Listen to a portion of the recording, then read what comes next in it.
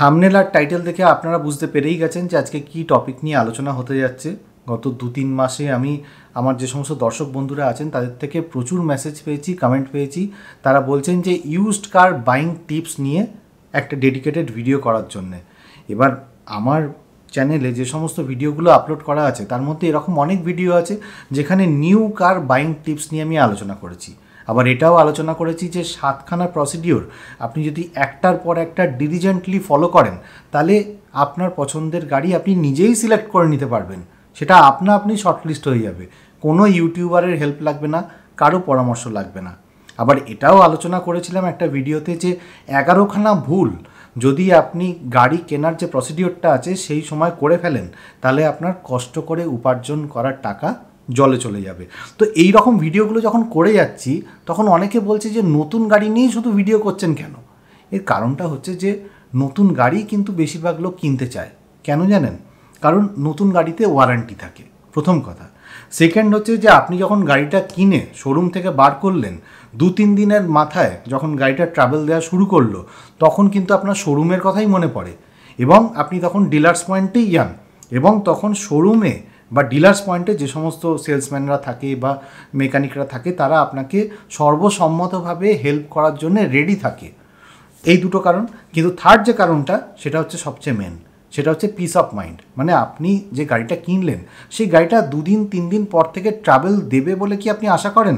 দেবে না তো। সেই জন্যই লোকে নতুন গাড়ি কেনে, অর্থাৎ পিস অফ মাইন্ডের জন্যেই লোকে নতুন গাড়ি কেনে। এবার আপনি ধরুন যে গাড়িটা কিনলেন সেটা যেদিন কিনলেন মানে যেদিন আপনি পারচেস করে গাড়িটা শোরুম থেকে বার করলেন সেই দিনই কিন্তু গাড়িটার ডেপ্রিসিয়েশন হতে শুরু করে দেয়। মানে 20-20% মতো ডেপ্রিসিয়েশন সেদিন থেকেই শুরু হয়ে যায়।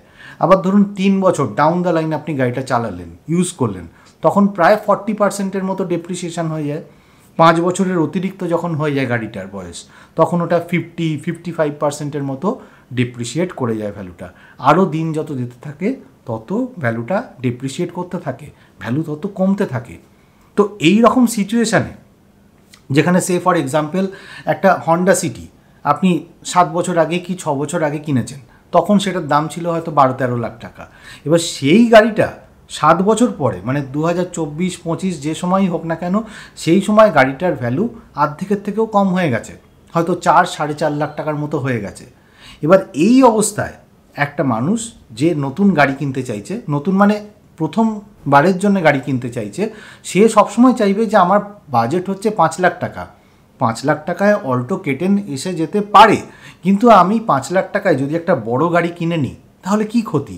আর হন্ডা, টয়োটা এর মতো এই সমস্ত কোম্পানিগুলোর গাড়ি যদি কিনে নিই তাহলে তো আরও ভালো হবে, কারণ এই সমস্ত গাড়ির যে ইঞ্জিনগুলো আছে সেগুলো রিলায়েবল ইঞ্জিন। এর যে পার্টসগুলো আছে সেগুলো লনজিভিটি বেশি। তাই হন্ডা, টয়োটা এই সমস্ত গাড়িগুলো সে দেখতে থাকে। এবার ধরুন একটা সেকেন্ড হ্যান্ড ডিলারের কাছে সে গেল, সেখানে গিয়ে একটা হন্ডা সিটি দেখলো, সেটার দাম ধরুন দেখলো যে 5 লাখ টাকা দাম, তো সে হ্যাপিলি কিনে নেবে না? সে ভাববে যে আমি একটা অল্টো কেটেন কেনার থেকে ভালো যে একটা হন্ডা সিটি কিনে নিই 5 লাখ টাকা দিয়ে। সিটও ভালো, ড্রাইভিং এক্সপিরিয়েন্সও ভালো, ইঞ্জিন রিলায়েবলও, আর আমাকে একটা সুন্দর সিদানওয়ালা ফিলিংস দেবে। তো সেই জন্য লোকে সেকেন্ড হ্যান্ড গাড়ির দিকেও বেশি করে ঝোঁকে। এবার যখন এই সেকেন্ড হ্যান্ড গাড়ির দিকে ঝুঁকছে তখন সে কোন গাড়িটাকে চয়েস করবে এটা ভেবে দেখেছেন? মানে আপনি ধরুন একটা সেকেন্ড হ্যান্ড গাড়ি কিনতে যাচ্ছি, তখন কোন জিনিসটা আমি সবার আগে দেখব? যে গাড়িটা যেন 6 বছর 7 বছর হয়ে যেতেই পারে কিন্তু যেন খুব বেশি না চলে, আবার খুব কমও না চলে, এরম একটা মাইন্ডসেট আমাদের মনের মধ্যে হয়। আবার গাড়িটার দামটাও কম হওয়া চাই। কিন্তু আপনি যদি একটা ডিলার্স পয়েন্টে যান, মানে সেকেন্ড হ্যান্ড ডিলার্স পয়েন্টে যান, সেখানে ধরুন 10খানা গাড়ি দাঁড়িয়ে আছে। এবার সেই 10খানা গাড়ি কি কন্ডিশানে? সব কটা গাড়ি কি সেম ব্যাকগ্রাউন্ড থেকে এসছে?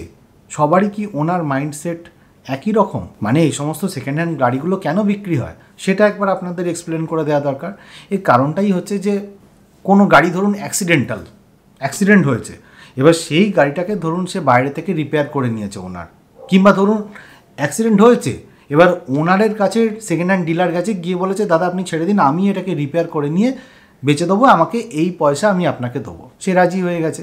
সুতরাং অনেক ক্ষেত্রে এরকম হয় যে সেকেন্ড হ্যান্ড গাড়ি যেটা ডিলার পয়েন্টে দাঁড়িয়ে আছে সেটা হচ্ছে অ্যাক্সিডেন্টাল গাড়ি, এটা হতে পারে, কিন্তু সেটা সারানো হয়েছে এবং সেটা চলছেও ঠিকঠাক।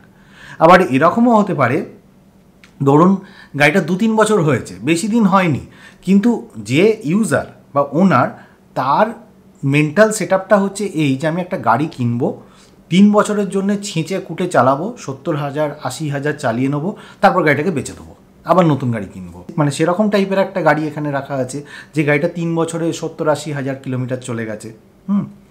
আবার এরকমও গাড়ি হতে পারে যে ধরুন 7 বছর চলেছে, 7 বছরে ধরুন প্রায় 70,000 কিলোমিটারের মতো চলেছে। এবার যে ওনার আছে সে মনে করছে না গাড়িটা এবার খরচা দিতে শুরু করে দিয়েছে, আর গাড়িটাকে রাখা উচিত নয়। ব্রেক প্যাড চেঞ্জ করতে হলো, ব্রেক শু চেঞ্জ করতে হলো, কয়েল স্প্রিং, স্পাইরাল কেবিল যে স্টিয়ারিংয়ে থাকে সেটা চেঞ্জ করতে হলো, গাড়ির যে সাসপেনশন আছে সেটা চেঞ্জ করতে হবে মনে হচ্ছে। তো এরকম একটা সিচুয়েশান তৈরি হচ্ছে, মানে কিছু পার্টস, মেজর পার্টস চেঞ্জ করতে হবে, আর কিছু মেজর পার্টস চেঞ্জ হয়েছে, অর্থাৎ খরচা শুরু হয়ে গেছে। সেই জায়গায় যে ওনার আছে সে চাইবে গাড়িটাকে বেচে দেওয়ার জন্য, সুতরাং সেও সেটাকে সেকেন্ড হ্যান্ড ডিলারের কাছে রাখবে। আর কীরকম ওনার হতে পারে, ধরুন অনেক বছর গাড়িটা হয়ে গেছে, 9 বছর 10 বছর হয়ে গেছে, এবার ওনারের পারসেপশান হচ্ছে যে এই গাড়িটা যদি বেশি দিন রাখি আমার কাছে তাহলে এর পার্টস আর পাওয়া যাবে না, কোম্পানি হয়তো পার্টস দেওয়া বন্ধ করে দেবে, তো সুতরাং সবচেয়ে ভালো এটাকে বেচে দিই। সেরকম টাইপেরও গাড়ি আছে। আবার কিছু গাড়ি আছে এরকম যে গাড়ির ওনার ট্রান্সফার হয়ে গেছে অন্য জায়গায়, কিংবা সে গাড়িটা বেশি চালায় না, সে মনে করছে যে 3 বছরে মাত্র 10-12 হাজার কিলোমিটার চলেছে, বা 4 বছরে ধরুন 15,000 কিলোমিটার চলেছে, আমার এই গাড়ি দরকার নেই, বেচে দিই। মানে আইদার সে ট্রান্সফার হওয়ার জন্য গাড়িটাকে বেচে দিচ্ছে, অথবা কম চালানোর জন্যে গাড়িটার প্রয়োজনীয়তা আর অনুভব করছে না, সুতরাং সে বেচে দিচ্ছে। তো এত রকমের কাস্টমার আপনার সামনে গাড়ি রেখে দিয়েছে, মানে সেকেন্ড হ্যান্ড ডিলার এতগুলো কাস্টমারের থেকে গাড়ি জোগাড় করে আপনার সামনে রেখে দিয়েছে। এবার আপনাকে চুজ করতে হবে কিভাবে, গাড়িটাকে ইন্সপেক্ট করতে হবে। এর মধ্যে এটা বলে দিই যে আপনার ইন্টারেস্ট কোন গাড়িটাকে নিয়ে। আপনার ইন্টারেস্ট হচ্ছে সেই গাড়িটা যেটা 4 বছরে 15-16 হাজার কিলোমিটার চলেছে, মানে ওনার চেয়েছে যে বেশি দিন গাড়িটাকে রাখবো না কারণ আমার ইউজই হচ্ছে না। আবার এরকমও গাড়ি আপনি খুঁজছেন যে গাড়িটা 7-8-10 বছর হয়ে গেছে, গাড়িটা পুরনো হয়ে গেছে, কিন্তু গাড়িটা অ্যাজ সাচ কোনো ট্রাভেল দিচ্ছে না, কিন্তু ওনার মনে করছে যে সেই গাড়িটার যে স্পেয়ার পার্টস আছে সেটা আর ভবিষ্যতে পাওয়া যাবে না। সুতরাং এই 2 ক্যাটাগরির গাড়ি আপনি খুঁজছেন, কিন্তু আপনার কাছে তো আরও 3-4 রকমের ক্যাটাগরির গাড়ি রাখা আছে, অর্থাৎ 5-6 রকম ক্যাটাগরির গাড়ি আপনার কাছে রাখা আছে। এক অ্যাক্সিডেন্টাল, এক হচ্ছে ট্রাভেল দিতে শুরু করেছে, এক হচ্ছে ছেঁচে কুটে চালানো হয়েছে, এক হচ্ছে আপনার স্পেয়ার পার্টস না পাওয়ার সম্ভাবনা সেই জন্য বেচে দিচ্ছে, আরেক হচ্ছে গাড়ি বেশি চলে না, ট্রান্সফার হয়ে যাচ্ছে সেই জন্য। মানে 5 রকমের গাড়ি আপনার কাছে রাখা আছে। মানে আমি যদি ধরেও নিই যে 10টার মধ্যে সবাই সমান পার্সেন্টেজে গাড়ি রেখেছে, তাহলে হার্ডলি 2 কি 3টে গাড়ি আপনার এরকম আছে যে গাড়িগুলো ভবিষ্যতে ট্রাভেল দেওয়ার কথা নয়, কিন্তু বাকি যে 7খানা গাড়ি আছে সেই গাড়িগুলো ট্রাভেল দেবে, কারণ সেগুলোর মধ্যে কোনোটা অ্যাক্সিডেন্টাল হতে পারে, কোনোটায় হয়তো খরচা শুরু হয়ে গেছে, তো এরকম কোনোটা হয়তো প্রচুর চালিয়েছে, হ্যাঁ তার ইঞ্জিনে ওয়ারেন্টি আর প্রচুর করেছে, বেশি চালিয়েছে, 2 বছরে 70-80 হাজার কিলোমিটার, হয়তো সময় সময় সে সার্ভিসিংও করায়নি। যে 70-80 হাজার কিলোমিটার যার মাইন্ডসেট থাকবে যে 2-3 বছরে চালাবো, তার এটাও মাইন্ডসেট থাকবে যে ঠিক করে সার্ভিসিং করানোর দরকার নেই, প্রথম 2-3টে বছর সে ঝেলে নেবে গাড়িটা, সুতরাং সেটারও ঠিক করে মেনটেনেন্স হয়নি। তো এই 3 রকমের গাড়ি আপনি অ্যাভয়েড করতে চাইবেন, কিন্তু সব গাড়ি আপনার সামনে রাখা আছে। এবার আপনি ইন্সপেক্ট করবেন কি করে? এবার যেটা ইউটিউবে আপনাকে দেখানো হচ্ছে যে আপনি কিভাবে ইন্সপেক্ট করবেন, যে আপনি গাড়িতে বসে গেলেন, গাড়িতে বসে প্রথমেই আপনি গাড়ির যে পাওয়ার উইন্ডোগুলো আছে সেগুলো স্টার্ট করে, মানে ওপর নিচে করে দেখে নিলেন যে পাওয়ার উইন্ডোটা ঠিক করে কাজ করছে কি না, ওয়াইপারটা ঠিক করে কাজ করছে কি না, ড্যাশবোর্ডে যে সমস্ত লাইটগুলো আছে সেগুলোর মধ্যে কোনো অ্যাবনর্মাল লাইট জ্বলছে না তো। স্টার্ট করলেন, স্টার্ট করার পরে ইঞ্জিনের আওয়াজ শুনতে লাগলেন, এবার ইঞ্জিনটা যখন চলছে সেই আওয়াজটা নর্মাল আওয়াজ তো। এবার এটাও দেখবেন যে গাড়িটা যখন স্টার্ট হয়েছে তখন গাড়িতে যে ফ্যান বেল্টটা আছে সেই ফ্যান বেল্টটা কোনোভাবে খারাপ হয়ে যায়নি তো, একটা তিত্তির করে আওয়াজ হচ্ছে না তো, ফ্যান বেল্টের প্রবলেম নয় তো, টাইমিং চেনটা ঠিক আছে তো, তার কোনো রকম আওয়াজ আসছে না তো। তো এইগুলো আপনি লক্ষ্য করবেন। আপনি দেখবেন যে গাড়ির লকটা আনলকটা ঠিকঠাক হচ্ছে তো। তারপর আপনি গাড়িটাকে স্টার্ট করলেন, মানে চালাতে শুরু করলেন, এবার ক্লাচ ছেড়ে যখন অ্যাক্সিলারেটর টিপছেন তখন দেখবেন যে গাড়িটা কোনো ভাইব্রেশন হচ্ছে কি না সেটাও দেখবেন, গিয়ারটা ঠিকঠাক পড়ছে কি না, গিয়ারে কোনো নচিনেস আছে কি না, গিয়ারটা আটকে যাচ্ছে কি না, অ্যাক্সিলারেটর ঠিকঠাক পড়ছে কি না। এরপর দেখবেন যে গাড়িটা যখন হাই রোডে বার করেছেন তখন দেখবেন যে স্টিয়ারিংটা ভাইব্রেট হচ্ছে কি না, তাহলে টায়ারে প্রবলেম থাকতে পারে, গাড়িটা একদিকে কেটে যাচ্ছে কি না সেটাও দেখবেন আপনি। তো এই সমস্ত জিনিসগুলো আপনি দেখতে থাকবেন। তারপর দেখবেন যে গাড়িটার যে গ্লাস আছে, মানে 4টে উইন্ডো আছে, সামনে উইন্ডস্ক্রিন আছে, পেছনে একটা উইন্ডো মানে পেছনে একটা কাঁচ আছে, গ্লাস আছে, তো 6টা গ্লাসের ম্যানুফ্যাকচারিং ডেট সমান কিনা, গাড়িটা ফ্যাক্টরি থেকে আসার পর কোনো গ্লাস কোনো কারণে ভেঙে যায়নি তো, অ্যাক্সিডেন্ট হয়নি তো, সেটাও দেখবেন। বাই দ্য ওয়ে, গাড়িটা কারখানা থেকে ফ্যাক্টরি ফিটিংস হয়ে যে গ্লাসগুলো আছে বিক্রি করার সময় সেই গ্লাসগুলোই আছে কি না সেটা দেখার জন্যে আমি একটা ভিডিও বানিয়েছিলাম কিভাবে চেক করতে হয়। সেটা যদি আপনি দেখতে চান তাহলে আই বাটনে ক্লিক করে দেখে নিতে পারেন, কারণ ম্যানুফ্যাকচারিং ডেট আলাদা হয়ে যায়। ম্যানুফ্যাকচারিং ডেট কীভাবে আলাদা হয়ে যায় সেটাও দেখার একটা প্রসিডিওর আছে, সেটা এই ভিডিওটায় পেয়ে যাবেন। তো যাই হোক, তো গ্লাস দেখলেন আপনি, সেম গ্লাস আছে কিনা, সেম ম্যানুফ্যাকচারিং ডেটের গ্লাস সব জায়গায় আছে কিনা। কোনোটা যদি চেঞ্জ হয়ে গিয়ে থাকে ম্যানুফ্যাকচারিং ডেট, তার মানেই হচ্ছে ওই গ্লাসটা ভেঙে গিয়েছিল। এবার কালার আপনি দেখবেন যে কালার ঠিকঠাক আছে কিনা, মানে আপনার যে গাড়ির চাতালটা আছে বা টপটা আছে তাতে যে কালারটা আছে সেই কালারটা সচরাচর চেঞ্জ হয় না মানে হচ্ছে কি, যে ওখানে কোনো মেজর অ্যাক্সিডেন্ট হলে বা গাড়ি পাল্টি খেলে তখনই ওই টপটা ডিস্টার্ব হয়, তখন ওখানে কালার করার দরকার পড়ে। আদারওয়াইজ ওই জায়গাটা ইনট্যাক্ট থাকে। চারপাশে যে ধাক্কাধুক্কি লেগেছে টুকটাক কিংবা মেজর কোনো অ্যাক্সিডেন্ট হয়ে থাকলে চারপাশে কালার করার দরকার হয়। সুতরাং যে টপটা আছে গাড়ির, সেই টপে যে রঙটা করা আছে সেই রঙটাকে রেফারেন্স ধরে বাকি চারদিকে যে রঙটা করা আছে গাড়িতে সেই রঙটাও আপনি দেখে নেবেন যে ঠিকঠাক আছে কি না। এবার আপনি এটাও দেখবেন যে কিলোমিটার যেটা আছে, রিডিং আছে, সেই কিলোমিটার রিডিংটা জেনুইন তো। সুতরাং আপনি ডিলারকে বলবেন যে সার্ভিস হিস্ট্রি কী আছে সেটা দেখান, তো সার্ভিস হিস্ট্রি সে দেখাবে যদি তার কাছে থাকে। অনেক সময় সেকেন্ড হ্যান্ড যে ডিলাররা থাকে তারা অনেক সময় বলে যে না, এই গাড়িটা টাইম টু টাইম সার্ভিসিং করানো হয়েছে কিন্তু কোম্পানি থেকে করানো হয়নি। হয়তো এরকম হতে পারে যে তার কাছে আছে কিন্তু সে আপনাকে দেখাবে না। তো সার্ভিস হিস্ট্রি বাই চান্স সে ধরুন আপনাকে দিয়ে দিল, আপনি দেখেও নিলেন, তো ওটা দেখে আপনি দেখলেন যে সময় সময় ইঞ্জিন অয়েল চেঞ্জ হয়েছে কিনা, অয়েল ফিল্টার চেঞ্জ হয়েছে কিনা, এয়ার ফিল্টার, এসি ফিল্টার কখন চেঞ্জ হয়েছে, কোনো মেজার সার্ভিস হয়েছে কিনা, কোনো মেজার পার্টস চেঞ্জ হয়েছে কিনা, ওয়ারেন্টির মধ্যে কিছু জিনিস চেঞ্জ হয়েছে কিনা, এই সমস্ত জিনিস আপনি সার্ভিস হিস্ট্রি থেকে পেয়ে যাবেন। কিন্তু মেনলি যে জিনিসটা পাবেন সেটা হচ্ছে যে কত কিলোমিটার রিডিং হয়েছে এবং কত কিলোমিটারে এগুলো সার্ভিসিং হয়েছে, এবং যে কিলোমিটার রিডিংটা ড্যাশবোর্ডে দেখাচ্ছে সেটার কাছাকাছি তো সার্ভিসিংয়ের সময় কিলোমিটার রিডিংটা দেখাচ্ছে। তো এই সমস্ত জিনিসগুলো আপনি চেক করে নিতে পারবেন। কিন্তু গাড়ি যদি বাইরে থেকে আপনার সার্ভিসিং করিয়ে থাকে, যে ওনার আছে কিংবা যে ডিলার আছে, তাহলে আপনি ধরতে পারবেন না, কারণ সেই সার্ভিস হিস্ট্রিটা কিন্তু আপনার কোম্পানির যে সার্ভিস হিস্ট্রি থাকে তাতে ওঠে না। সুতরাং আপনার পক্ষে ডিটেক্ট করা মুশকিল যে বাইরে থেকে যদি কোনো কাজ হয়ে থাকে, ধরুন গাড়ির যে ফ্রন্ট গার্ডটা আছে সেই গার্ডটা ধরুন ভেঙে গেছিলো, গার্ডটা ধরুন বাইরে থেকেই রিপেয়ার করিয়েছে, তো আপনার কাছে কোনো হিস্ট্রি নেই, সুতরাং সেটাও জানতে পারবেন না। এবার তাও আপনার মনে হলো যে ঠিক আছে, আমি যেগুলো চেক করেছি it is more or less ওকে, আমি একটা মেকানিককে দিয়েও চেক করাই, তো মেকানিককে দিয়েও আপনি চেক করালেন। মেকানিক আপনি যে জিনিসগুলো মানে চেক করেছেন বা ভেরিফাই করেছেন সেগুলোকে রিভেরিফাই করে নিল মেকানিক। সুতরাং আপনি আরও স্যাঙ্গুইন হয়ে গেলেন যে গাড়িটা মোটামুটি ঠিক আছে, কেনা যেতে পারে।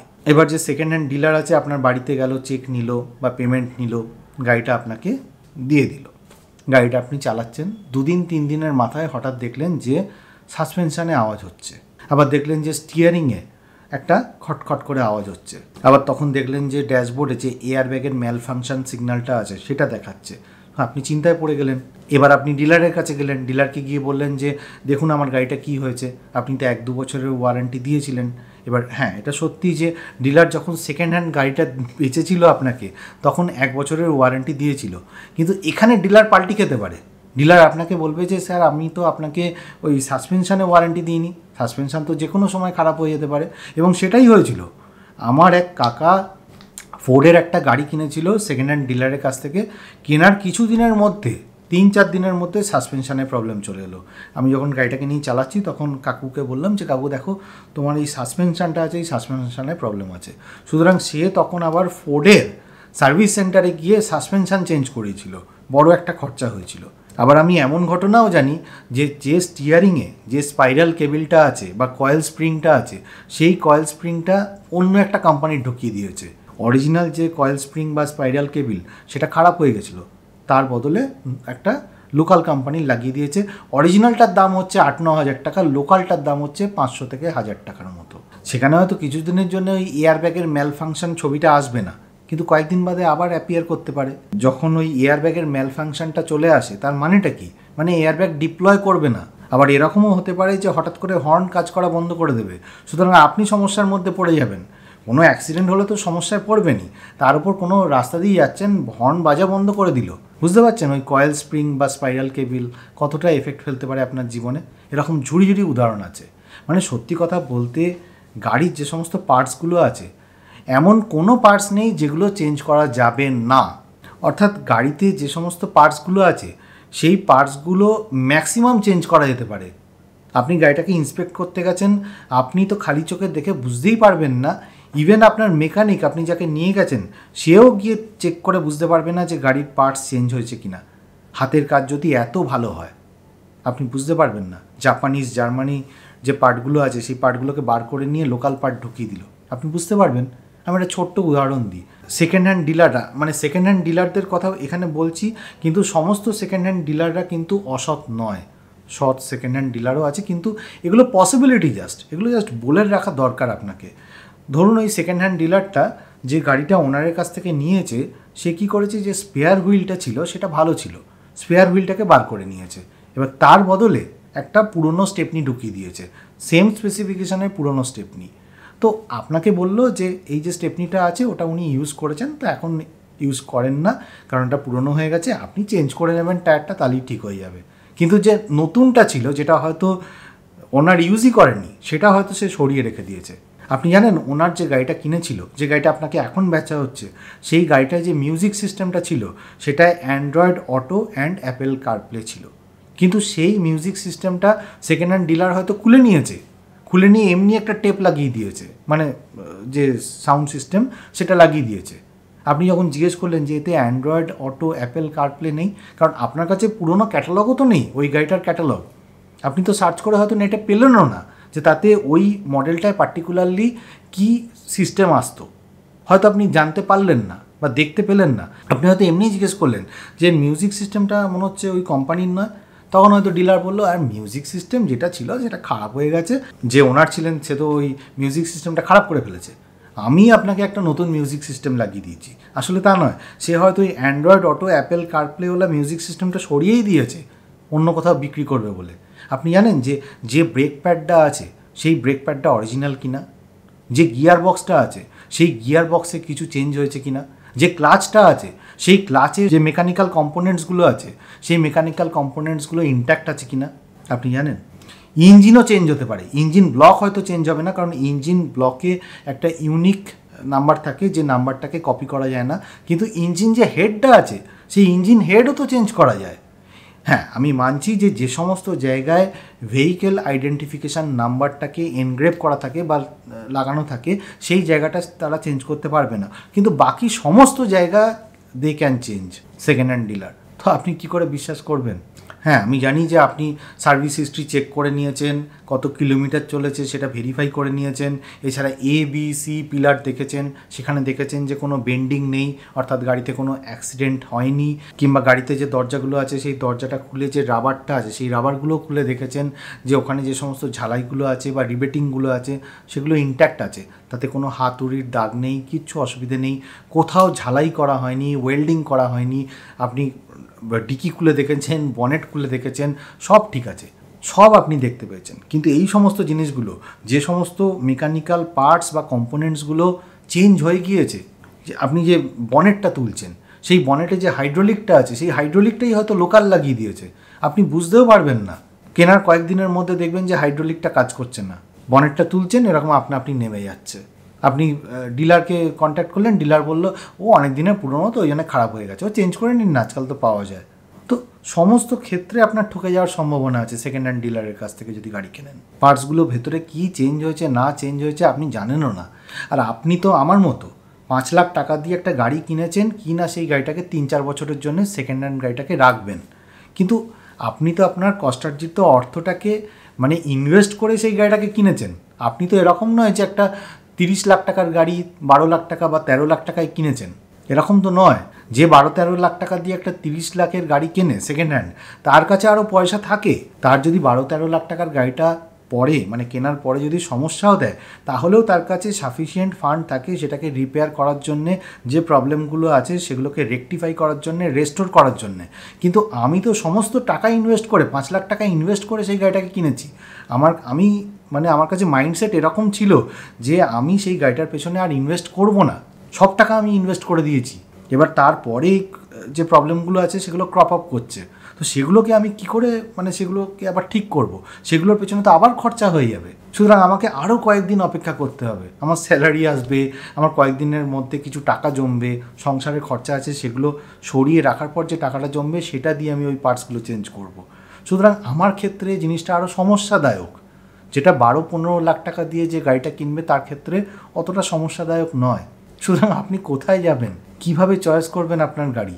এই সমস্ত গাড়ি, যে সমস্ত গাড়িতে যদি ফ্যান বেলটা ঠিকঠাক না লাগানো থাকে, এসি কম্প্রেসার যেটা আছে সেই এসি কম্প্রেসারটাকেই হয়তো চেঞ্জ করে দিয়েছে, তো আপনি কি করে বুঝবেন যে ওই গাড়িটা এই সমস্ত কাজগুলো হয়ে রয়েছে পেছন দিক থেকে, ব্যাক হ্যান্ড থেকে, যেগুলো আপনি মানে যেগুলোর কোনো ক্লুই আপনি পাবেন না। আর কালারের কথা বলছেন, আপনি যে কোনো সেকেন্ড হ্যান্ড ডিলারের কাছে যান, গাড়িটা দেখুন, ওই অনেক থাকে না 24/7 অনেক মানে ডিলার আছে, নামকরা ডিলার আছে, কোম্পানি আছে, সেই সমস্ত কোম্পানির কাছে গিয়ে আপনি গাড়িটা দেখুন না শোরুমে, তখন দেখবেন এমন লাইট জ্বলছে গাড়িটার ওপরে যে গাড়িটা চকচক করছে। মানে গাড়িটার কালার, গাড়িটার ধরুন কোনো অ্যাক্সিডেন্ট হয়েছিল, সেটাকে ইন্স্যুরেন্স করে হয়তো ঠিকঠাক করে দিয়েছে, কিংবা ইন্স্যুরেন্সও করায়নি, বাইরে থেকে কাজ করিয়ে রং ফং করিয়ে তার ওপর ওয়াক্সিং মেরে এমন চকচকে করে দিয়েছে যে আপনার বোঝার উপায় নেই যে কোন জায়গাটায় কালার পরবর্তীকালে করা হয়েছে। আপনি বুঝবেন কি করে, সেটাও বোঝার কোনো উপায় নেই। এবার এই রকম যেখানে সিচুয়েশান, যেখানে আপনাকে ইউজড কার কেনার মতো পয়সা জোগাড় হয়েছে, কিন্তু ইউজড কার কিনতে গেলে আপনি পদে পদে ঠকে যাওয়ার সম্ভাবনাও রয়েছে, সেখানে আপনি কি করবেন? ইউজড কার কিনবেন না? নিশ্চয়ই কিনবেন। সেটারও একটা নিনজা টেকনিক আছে, সেটা টেকনিকটা আমি বলে দিই একটুখানি। সেটা হচ্ছে যে আপনি যে লোকালিটিতে থাকেন, সেই লোকালিটিতে যে সমস্ত কমপ্লেক্সগুলো আছে, সেই কমপ্লেক্সে যে পাহারাদার আছে বা গার্ড আছে, তাকে আপনি কন্ট্যাক্ট করুন। ঠিক আছে, কন্ট্যাক্ট করে তাকে প্রথমেই বলুন যে ভাই আমি একটা গাড়ি কিনতে চাই, সেকেন্ড হ্যান্ড গাড়ি।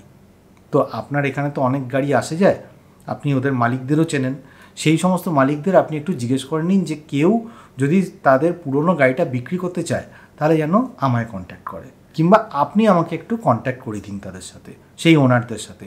আমি সেই ওনারদের সাথে কথা বলবো, এবং কথা বলে তারপর সে যদি বিক্রি করতে চায় তাহলে আমি তার সাথে একটা নেগোসিয়েশন করব বা আলোচনা করে গাড়িটা কিনবো।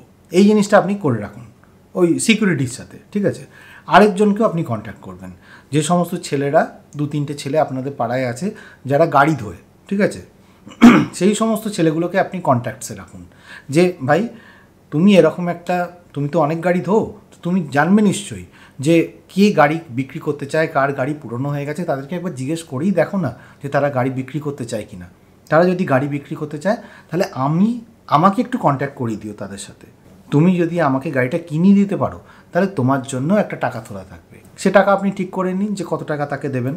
তো এইভাবে আপনি যোগাযোগটাকে স্থাপন করুন। ঠিক আছে, তারপর আপনি ধরুন যে সিকিউরিটি আছে সে ধরুন একটা ওনারের সাথে আপনাকে আলাপ করিয়ে দিল, যে ওনার ধরুন হন্ডা জ্যাজ গাড়ি ইউজ করে, হন্ডা জ্যাজ গাড়ি ইউজ করে, তো তার সাথে আপনি কন্ট্যাক্ট করলেন, তাকে বললেন যে কত বছরের পুরনো গাড়ি, কী কী ফিচার্স আছে একবার দেখলেন, গাড়িটা চালিয়ে দেখলেন, টেস্ট ড্রাইভ করলেন, গাড়িতে কী কী কাজ করানো বাকি আছে বা কী কী জিনিস ওয়ারেন্টির মধ্যে চেঞ্জ হয়েছে, কখনো গাড়িতে অ্যাক্সিডেন্ট হয়েছে কি না, গাড়ির যে সার্ভিস হিস্ট্রি ডিলারের কাছে থাকুক না থাকুক, যে ওনার আছে তার কাছে থাকবেই, সুতরাং ওনারের কাছে আপনি সার্ভিস হিস্ট্রি চেয়ে নিন।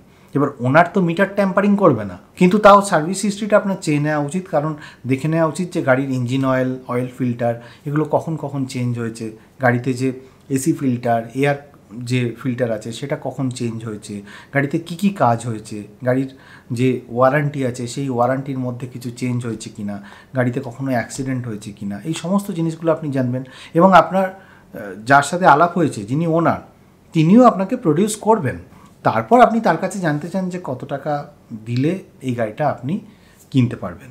ঠিক আছে, সে একটা ধরুন প্রাইস বললো যে আমার 4 লাখ টাকা লাগবে, 4 লাখ টাকা দিলে আমি আমার যে হন্ডা জ্যাজ গাড়িটা আছে সেই গাড়িটা আমি আপনাকে বিক্রি করে দেবো, আমি রাজি আছি 4 লাখ টাকা। মানে অ্যামাউন্ট যেটা বলেছে আস্কিং প্রাইস, সেই আস্কিং প্রাইসটা ঠিক না ভুল সেটা আপনাকে জানতে হবে। কীভাবে জানবেন?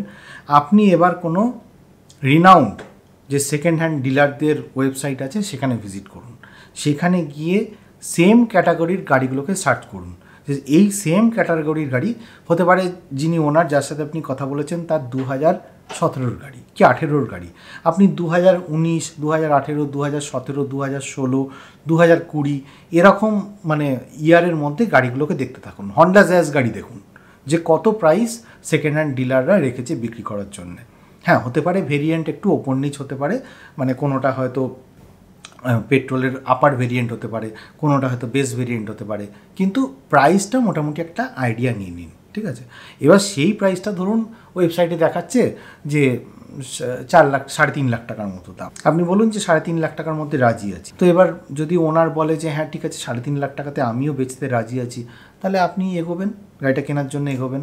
কিন্তু আমার মনে হয় যে সেকেন্ড হ্যান্ড ডিলারের কাছ থেকে বা ইউজড কার ডিলার আছে তাদের কাছ থেকে না নিয়ে পাড়ার আশেপাশে যে সমস্ত গাড়িগুলো ঘুরছে সেখানে যে সমস্ত সিকিউরিটি আছে বা গাড়ি ধোয়ার যে সমস্ত মানুষজন আছেন তাদের সাথে কন্ট্যাক্ট করে, ডাইরেক্ট ওনারের সাথে কন্ট্যাক্ট করে আপনি গাড়ি কিনুন।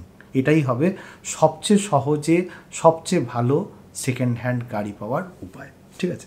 তো আজকের ভিডিওতে এটুকুনি আলোচনা করার ছিল। ভিডিওটা যদি ভালো লাগে তাহলে লাইক, শেয়ার, কমেন্ট করবেন। আর যারা 4 হুইলার চালান তারা সিট বেল্ট পরবেন, যারা 2 হুইলার চালান হেলমেট পরবেন। খুব ভালো থাকবেন।